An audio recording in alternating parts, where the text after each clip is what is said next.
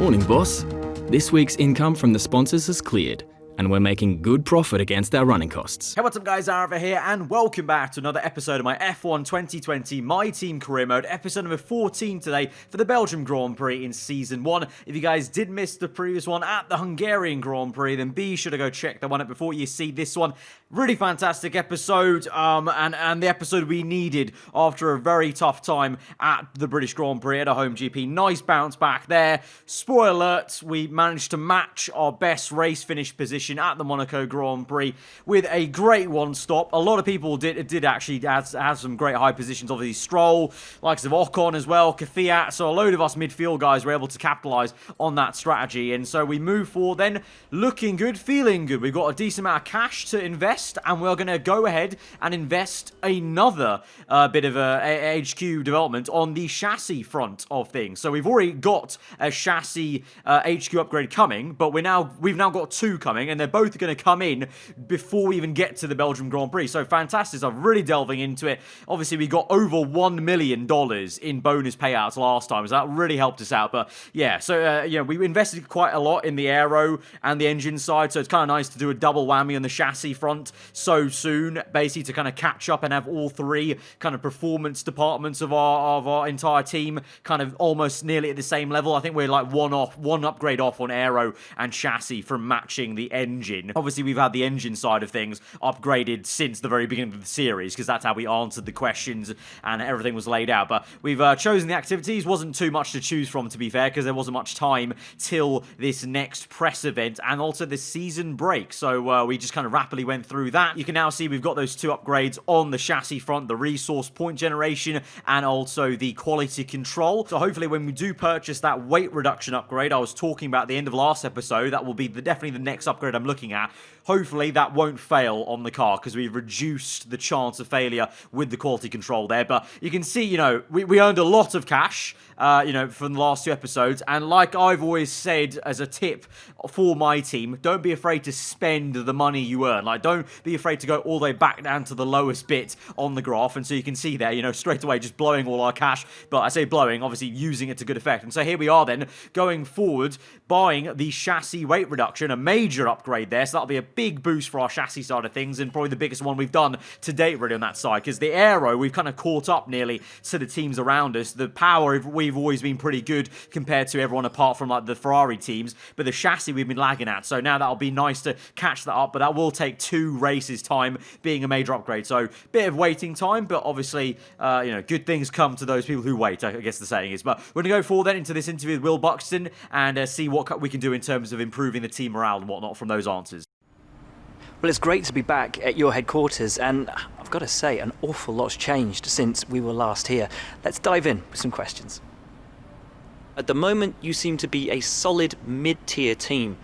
What do you think will take your team to the next level? Well, we literally just spoke about upgrading the chassis, and that being kind of an area we've maybe not concentrated on compared to the aero, especially in the last few episodes, and we've always had that engine that's been pretty decent. So I'm going to give some love to the chassis department, kind of butter it over with some morale, hopefully, with this to make sure the major upgrade doesn't fail. Fingers crossed later down the line.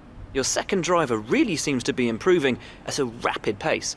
How dedicated are they? Here it's going to be about just trying to butter up our teammate and make sure we say the right thing to boost our acclaim. So we're going to go with bigging him up basically in the off time he's spending. Do you see your relationship with your second driver being long-term, or will you be looking for someone else if you're successful? And obviously, we know the deal. I'm always going to be quite ruthless with my teammate, when we need to be, but I'm going to, just blag it and say the correct answer here. It's been wonderful to spend some time with you. Best of luck out on track. So that's pretty good. We got a confirmed team acclaim boost. There was no confirmation if we boosted the chassis morale or anything like that on the bottom of the interview questions, but I hope that kind of maybe helped a little bit. But we go for then, you just saw we skipped through into what effectively was the summer break of F1. Of course, in real life, without the weird season we're having right this season, usually the summer break would be after the Hungarian Grand Prix to the Belgian Grand Prix. So we went through that break. We actually cheekily got 2 days then. Make sure you click in on the activity timeline. I got 2 days to to add on to the activities, because there was not too much else to go pick, I actually chose weight training. So for the first time, I've actually helped out my teammates. So Aitken will get a little bit better with that weight training program for 2 days. But we move into the R&D tree. We've got some R&D points to spend, having done the summer break, and we're going to go ahead and buy a minor engine power upgrade, because we've already got one major on the chassis, you can see. We've got 2 minors on the aero, and now we've got 1 minor on the engine power. So 4 upgrades pending. Obviously, they're not going to come like all at the same time. It's going to actually take at least 2 races, not including this one, to all come in. But it's good to have like a long-term roadmap for the next 2 races after this one of upgrades. Unfortunately, though, you just saw there, one of our aero upgrades failed. It was the front downforce one. Had to happen, obviously. Even though we've reduced the failure chance and the morale is nice and high on the aero side, these things happen, unfortunately. But we go through into the race weekend, and we're able to repurchase that. So you can see there, it's now no longer red. It's like pending again, and that's guaranteed now to come in for the next race. And having done all the practice programs off camera for you guys to make sure we get the R&D points, you can see we've got a very nice tally of R&D points here. Also try to get as many laps as I could in practice to make sure we try and get that sponsor goal of 100 laps. I'm not sure we'll get it. Belgium's a very long lap. I feel like they've done that goal quite wrong. It should have been kilometers like covered or miles covered rather than 100 laps, because a lap is very different track to track. So they've kind of, I feel personally, they've kind of bodged it a little bit there, but oh well. So we probably won't get that bonus, but what we did get was a load of R&D points. Did some really great work trying to get every single practice program perfect, and so we're able to buy a further update on the aero, but it's a drag reduction update. So even though it's aero, it will help us in a straight line, where I feel we have been actually lacking as of late, even though we're the best Honda engine on the grid and still about slap bang in the middle of the engine program. But you can see things are starting to come together. You know, if you look at the R&D chart there on the right, once all our upgrades that are pending come in, we will be jumping up the order by about 3 on the R&D chart on paper. And having said that anyway, as it stands, we're right there, just to the bottom of the midfield fight. But because that midfield fight is literally only covered by 2-3 tenths, you know, if we have a good enough race start, get in the mix, nice and aggressive, or like last time at the Hungarian Grand Prix, have a good race strategy, we can be in the fight for, you know, the bottom points, as we have done many times this season, and we can have some good scraps with, you know, AlphaTauri, Alfa Romeo, even McLaren. McLaren have really lagged behind in this career mode season of ours. Racing Point are the ones closing up to Red Bull for the top 4 fight, just like in real life almost. McLaren are lagging behind in this career mode save of ours. Don't know about you guys. Let me know in the comments below how your kind of teams are looking. But for us, thankfully, for me personally, because I've seen other YouTube creators maybe not have such a close fight in the midfield, our teams are getting closer and closer. So it's literally perfect for creating a YouTube series. So I'm very thankful to my AI teams basically in this career, that they're all doing that, and it makes things very, very tasty in the midfield fight for us. But anyways, as I've been talking about my enjoyment of the midfield fight, we're now rolled into Q1. You can see very overcast, and rain is on the way at the end of this session maybe, and into Q2. So trying to get a lap in early wasn't the best lap though. You can see P17 here, we're only 2 positions ahead of Aitken. Definitely can improve, but it started to rain as I did my second lap. So my engineer said it was going to rain in about 15 minutes at the start of the session, and it was definitely not 15. It was more like 10 minutes, because I think there's about 5 minutes left of the session as I'm about to complete this second final lap you're about to see. And you can, if you look closely at the chassis and the halo, you can see those lines of rain coming. So it didn't feel too bad, to be fair. I'm still going to gain about 2 tenths, really taking the curve quite aggressively there at the end. So yeah, about 2 tenths gained, and so we're up into, well, we actually don't get up in it anyway. We actually stay up in P17, but we gain the 2 tenths. But yeah, those 2 tenths aren't enough to push us up, and it then continued to rain. So we are just about out though, to be fair. That's actually rather annoying. Look how close that is. You know, half a tenth, and that's the rain. You know, half a tenth would have been gained if the track wasn't just that little bit slippery because the rain started to come down. So I really wish my engineer told me a more accurate description of the 10 minutes, because then I would have rushed out for a second run straight after I came back in after my first run. So that's really annoying. But I will say, this screen right here literally proves my point of what I was just talking about in my career mode save. It's really awesome. The midfield's so close. I literally gained 2 tenths, and I can jump up to P12 on this grid here in Q1. That's really awesome. That's how close it is. And you've got the likes of Kafir and Raikkonen way up in P9 and 10. I know it's Q1 only, but I still think these Q1 results show how close the fight can be. And from P17, you know, we've done some good work from here before. Our race car is definitely quicker. You guys know me. Historically, I'm not a great qualifier. I never have been on the F1 game, to be fair. My one-lap pace is definitely not as good as my kind of overall race pace. And the car itself, I have compromised on the wing. I've run a bit higher downforce than I maybe could have, and that means I'm going to be good in Sector 2, especially when there's tyre wear. I think we'll take advantage of the cars around us. I am a little bit slow in the speed trap, so that's the only worry, that we might get minced on the straights, but let's hope, like I said, the Sector 2 pace can overcome that, essentially, and the ERS, we can use that to good effect to maybe try and counteract that. But let's go to the grids and see how we do on Sunday. We're in Belgium once again for today's round of the Formula One World Championship. It's a race the great Ayrton Senna won 6 times, and in 2019, Charles Leclerc became the first driver to take their maiden win here since Michael Schumacher in 1992. Spa-Francorchamps then, a historic 19-corner circuit with a lap distance of 4.35 miles. There's over 100 meters of elevation change here, and with long stretches of the lap spent flat out, a good top speed will be vital for success. With me today, of course, is Anthony Davidson. Now, can I get your take on Max Verstappen? They've had to change their gearbox. It's never a good start to a Grand Prix when, right off the bat, you have to contend with a grid penalty. Well, at the end of the day, it's always better to take some pain now than parking it up halfway through the Grand Prix. Let's just hope they can put that new gearbox to good use and get the results they're looking for.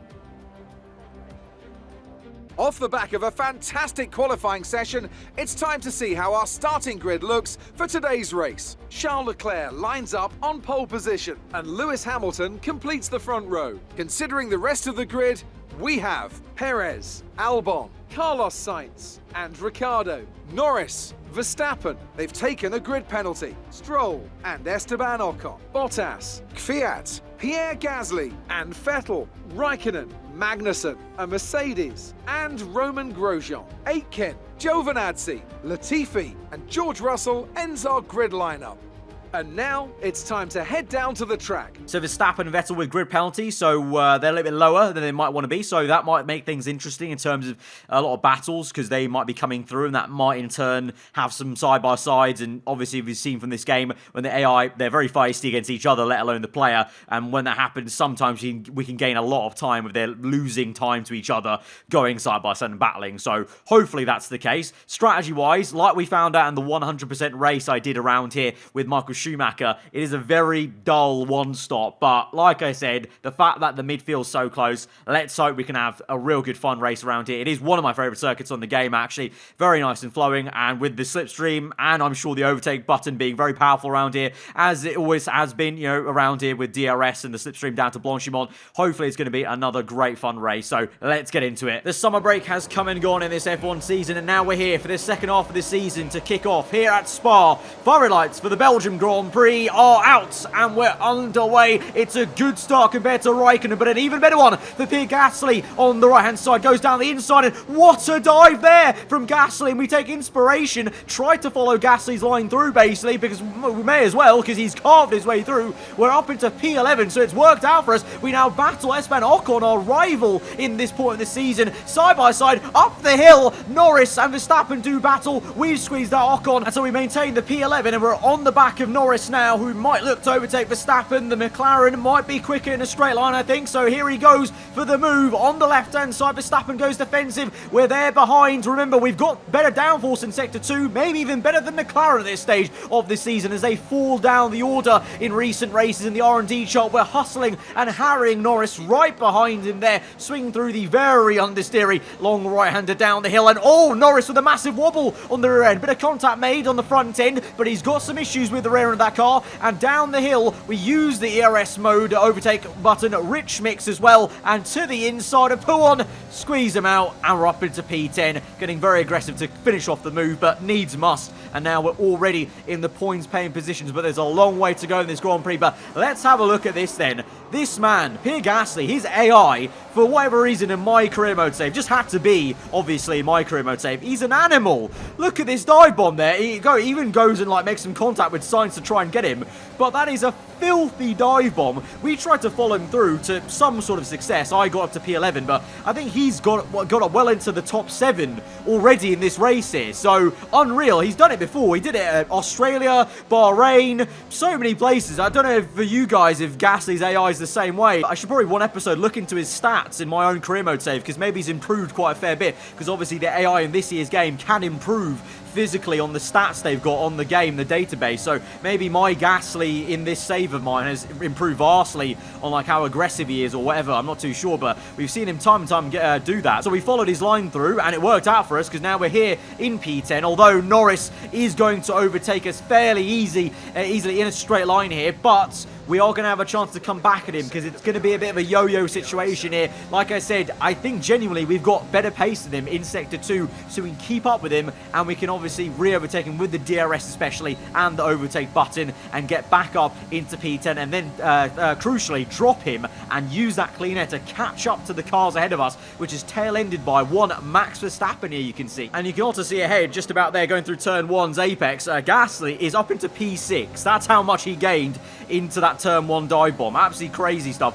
Ricciardo's behind him, then Stroll, then Verstappen. But because Gasly obviously is kind of out of place a little bit, he's slowing these guys up. So we've got a concertina effect here, and we're all getting bunched up. And so that's why I'm right up the gearbox of Verstappen. And so we've got a good chance to overtake him, because he's unable to get the Racing Point car, because as you would imagine, the Racing Point is a little bit faster in a straight line. And Verstappen, the Honda engine in the back of his car, is not as quick as the Honda engine in the back of my car. So can we try and overtake a Red Bull car here at the Belgian Grand Prix? Use the fact he's in dirty air and traffic. We're going to have a little pop around the outside, but under braking, unable to get it. Obviously, that Red Bull in the corners is much better.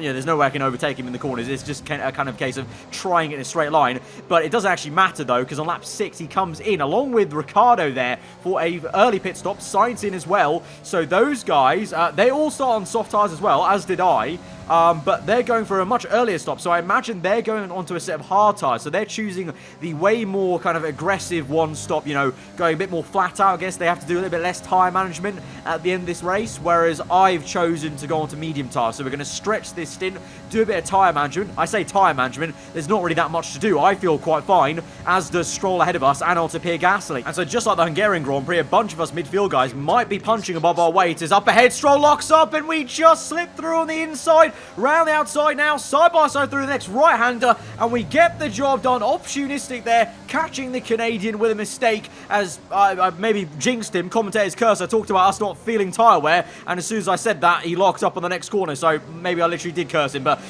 works to our advantage, not complaining. And so we're in now for our pit stop with Gasly. Stroll continues on for one more lap, so I thought I was stretching the tyres quite a fair bit with Gasly here, but Stroll's going even longer, so he's looking to try and get the overcut working, but I feel like the undercut may be pretty okay around here, so let's see. But of course, everyone else pit very early, so we're technically doing an overcut on the guys we were racing, the Ricciardos and etc. and Verstappen. So we come out then, out in P11, just ahead of our teammate, Aken. Yeah, Aken versus Albon. Aken just ahead of Albon coming through. It's our teammate for the first time. We've really seen him racing, really, since we signed him to the team, and there's a massive wobble on the top of the hill, but Aken versus Albon. Gasly might get in the mix as well. The AlphaTauri on the right, and he swoops through and switches position from one side of the circuit to the other on the track and gets it down the inside there. So the man who was formerly in that Red Bull car fighting the man who's in that car at the moment. Gasly on the inside of Albon. AlphaTauri versus the Red Bull Racing car, the little sister team versus the big sister, and Albon is actually struggling to keep it ahead of Gasly. He's going to just about finish that and get it done, as you would imagine eventually he should be able to do that. But Gasly looking punchy as Aken squeezed out, but he's actually ahead of the other Red Bull of Verstappen in the background there. So those guys have massively lost out. So me and Gasly and Stroll essentially did a decent overcut on everyone who pit earlier for the hard tyres. But now, having said that, Albon looking very punchy indeed, and through Rouge, up Radion, and it's so close, banging tyres. Bit of a high-speed shake there for us. But because of that side-by-side, Albon didn't get the best exit. So we're coming back at him then, using plenty of ERS to try and show who the main man is with the Honda power here, showing off our engine speed versus the Red Bull team. Round the outside in the corners, though, probably don't have the downforce for it. And Albon keeps his nose in. And it's still side-by-side over the crest. Lovely camera shot. Stroll in the background as well. Down the hill. Oh, massive bit of contact with Stroll. How have we not lost a bit of front wing as Stroll aggressively cuts across us and pushes us wide and into the right hand of the corner, and so basically rudely pushes past up into P7 there, and so feeling very feisty, moving the steering wheel about in a bit of anger in the cockpit, I must admit, because that was quite rude from Stroll. I'm actually quite lucky, to be fair, though. That was a hefty bit of contact, at least on my racing wheel. Whilst driving, I felt it on my full seat about a large thump, so I was quite surprised the front wing end plate didn't fall off there, because Stroll just completely cut across and didn't really judge where my car was and just kind of just darted for the outside. So we're going to come back at him then. He's not got rid of us just yet, so we use plenty of ERS. No DRS, remember, down this back straight, but the slipstream's so powerful on this game, on this part of the circuit. And so here we go to the inside of Blanchimont, and a little lift off there. Have to go opposite lock midway through that left-hander, and we're still side by side with Stroll. Going to do a double switch back once, twice again, bit of contact. Stroll tries to park it, no use, get done, son, and we're up into P7, and that is I think that's the first time ever I've done a double switchback in a chicane, but it worked out pretty damn decently. I was actually very determined to make that overtake because I was very pissed off that he pushed past us in that way. But unfortunately now you can see Albon is kind of, you know, broken away from us. The only kind of hope we had of keeping him at bay was battling him, but now that he's got that gap, he's just going to waltz away, as all the top three teams have done so many times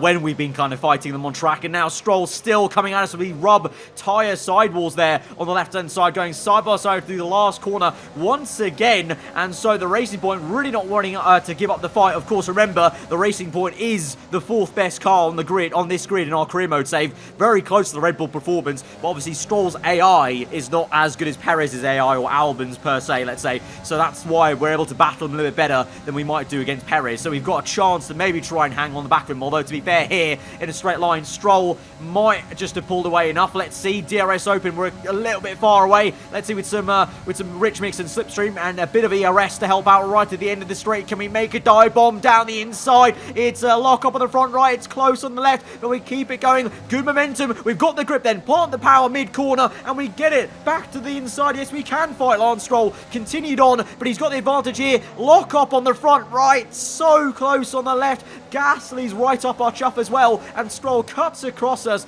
and has the pace in the corner to just keep that position. So unfortunately that may be the end of the battle with the Racing Point car. Ultimately it is the faster car, you know, unlike with the Alpha Tauri or Renault or Alfa Romeo teams. You know, we're not just there on the R&D with Racing Point. Racing Point are much further ahead, closing up to Red Bull, but at the moment now a little bit of a struggle in this Grand Prix for us. Gasly now is attacking us, and even though we use a little bit of ERS there, Rich Mix, he's got the speed, and we go side by side with Gasly now up the hill towards the Kemmel Straight. We maintain the P7, but look in the background there, Bottas darting through the Mercedes car. Oh, it's so close. Bottas nearly taps Gasly. We're now 3 wide. Gasly on the right, Bottas on the left, and now those two will be side by side, because look at Gasly. He's actually having a go. Gasly's a madman in this Grand Prix. Has a go. Now we have a go on the outside. Find the grip. Little bit of oversteer, but in fourth gear we found the acceleration, and we go around the outside, lock up, a little bit wide, nearly off circuit completely. We just keep it within the white lines and somehow keep it side by side with Pierre Gasly, and the fight continues on. This is becoming an exceptional race. So many battles, and it continues on into P1. Squeeze him out just about and maintain P8, but that's another car we've lost and gone. Valtteri Bottas off in the distance, and now we're stuck in a battle with one of our old and most famous rivals in the F1 game, Pierre Gasly, and oh dear, I've only just noticed Verstappen is also there. So, you know, slowly this fight's just going for lower and lower positions. Like, we started fighting for P6 and, you know, 7, and now it's slowly dropping down to P10 as we get completely squeezed out by Gasly there into turn 1. I went defensive, I broke a little bit early to that corner because I always outbrake myself into turn 1, but in doing so, it just invited Gasly to squeeze me right into the curb. So we lost a lot of momentum there, and even in a straight line with DRS, can't catch you back up to the AlphaTauri, so we have to wait for one more lap onto lap 18 to maybe get this done into turn 1. A little bit wide there, that's what I mean. Like, I've been constantly outbraking myself in that corner, haven't got it right so far. I don't think at least once in this race so far. I don't know, just the chassis, the downforce, whatever it is, I just can't perfect that turn 1 at all here around Spa, but it doesn't matter. We get the overspeed here with DRS, flash of overtake mode before the Kemmel Straight really started, and we go through on the right. Gasly squeezes us a fair old bit, but we get the job done. A little bit wide into that corner, and behind us in the mirrors, you might just see Verstappen has overtaken Gasly. We look behind us for a split second. Yep, Verstappen is past, so the Red Bull will come knocking on lap number 19, and to be fair, there's no point really fighting him, even though, yeah, there's like 4 laps to go in this Grand Prix, but really, I'm just going to lose time to my the actual rivals I'm battling in this fight, in this race, if I battle Verstappen too much. And you're about to see, you know, he's past us, and in a flash of your eyes, he's going to be waltzing away, because every single corner, when he's not fighting me, he's going to have better pace. So you can see already he's gained 1.7 seconds in about a lap, and now we've already got Gasly to worry about as he comes knocking maybe once again with DRS. Ricciardo's also there as well for good measure. Gasly on the inside, we go and try and feed the needle through as Gasly goes a bit wide, makes some contact mid-corner with his barge board end plate there, and he maintains the position because of that, as we didn't want to make too much contact and spin ourselves out. Very difficult part of the circuit, you know, the curb itself is very treacherous, let alone going side by side with the car, and we just hold it ahead of Ricciardo. But now we're maybe seeing a little bit of tyre wear, because there's a few instances where the rear end just lighting up a little bit too much for us compared to Gasly and Ricciardo, and you can see in the top left, it's only me and Raikkonen in this gaggle of cars on the medium tyres, so for sure our tyre wear is going to be higher than all these guys, so it makes a bit of sense. But up ahead of us, yellow flags as Stroll parks up there on the right hand side, you can see in the background, and so he gained 1 free position. Thank you very much. So all that fighting with Stroll earlier came to no effect in terms of for him. He's out of the Grand Prix, so reliability paying out for us, no issues for us, so we continue on and we gain 1 free position. So we're all fighting for 1 more position and more points in the championship potentially. So, and remember, these are literally our main rivals, AlphaTauri and Renault behind us, Ricciardo, so we have to try our best to re-overtake Gasly and get that extra position if we can. To the inside we go, big dive, and we've overcooked it. We've massively overcooked it into the bus stop. We just get it slowed down, but Gasly gets it around, and Ricciardo's now past us.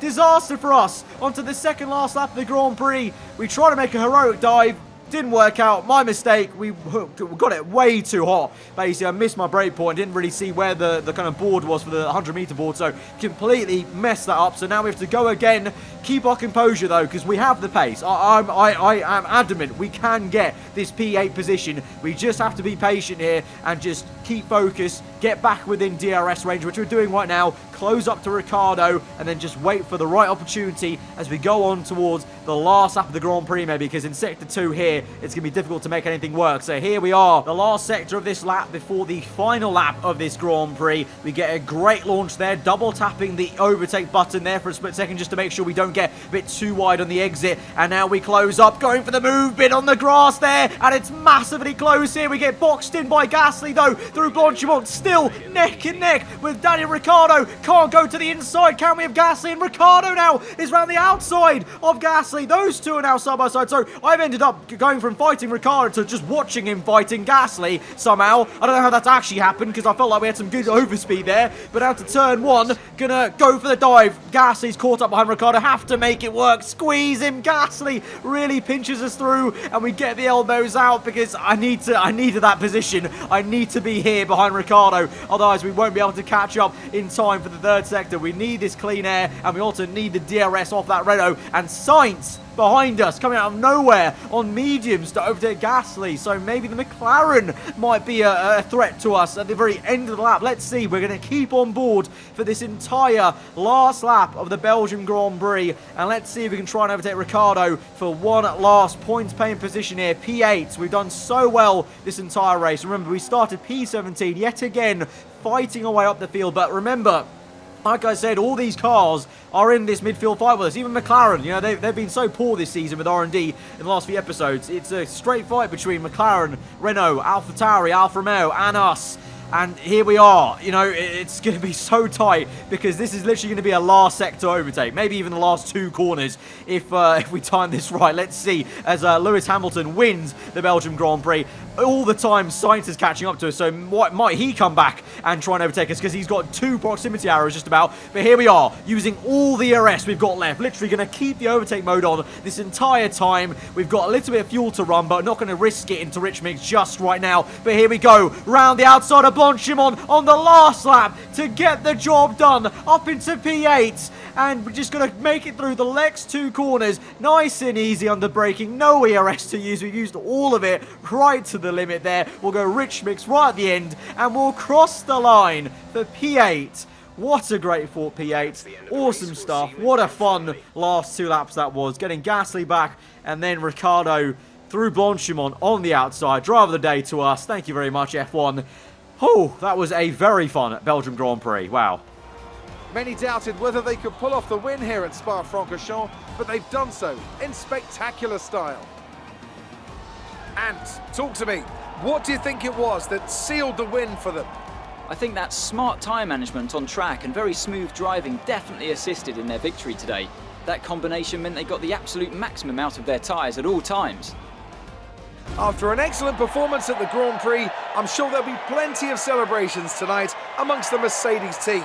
And they certainly deserve it. So there we have it, P8. What a topsy-turvy Grand Prix that was. The likes of Bottas, Verstappen and Vettel coming back through the field. Myself, Gasly, Ricciardo, Raikkonen, all kind of in a fight there. For the championship, though, what that means is we remain in P8. But look at that now, Renault up into P6. There's only 2 points that cover Renault to ourselves at Aarava Archer Racing. This is exquisite stuff. This is awesome. This is exactly what I was talking about. And McLaren, they're not too far off. I would say, yeah, hopefully you would agree with me, McLaren are closer to our battle than they are to fighting Racing Point. I feel Racing Point are now entering like no man's land because they've been, especially with Perez, have been consistently there in the top 4 positions in the race, whereas McLaren, they've been dropping and dropping points, dropping positions, so they're slowly, we're slowly catching them, McLaren, and they're slowly coming back into us. So towards the end of the season, it might be a 4-way fight from P5 down to P8 in this championship, maybe even P9 if Alfa Romeo pull up their act and start scoring some points, which they should be doing, really, considering their pace in qualifying at times.